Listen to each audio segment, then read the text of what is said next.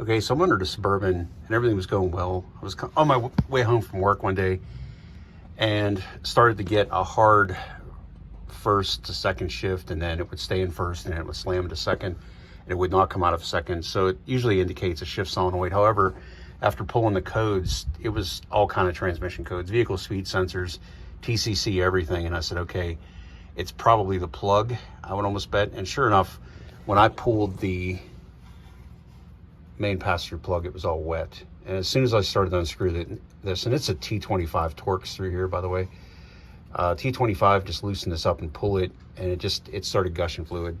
So whatever fluid was trapped in there just ran down the side of the pan here and hit the ground. But I also pulled the plugs for the speed sensors.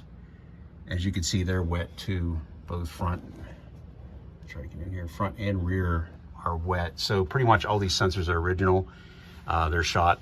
So I'll go ahead and do these ones up here. I will also pull the pan. I've already had the pan off twice, but hey, you got to do what you got to do. And I'll replace all those sensors underneath there. Everything that's electronic, including the harness. And that way, hopefully that'll mitigate any further issues. But this is what happens when you get into a vehicle that's this old, and you can see over time, it must have been probably leaking for off and on. But now it's starting to affect electronics, and it's starting to affect the shift patterns. So we'll get this done, and when I get the pan off, we'll do another video. Thanks for watching.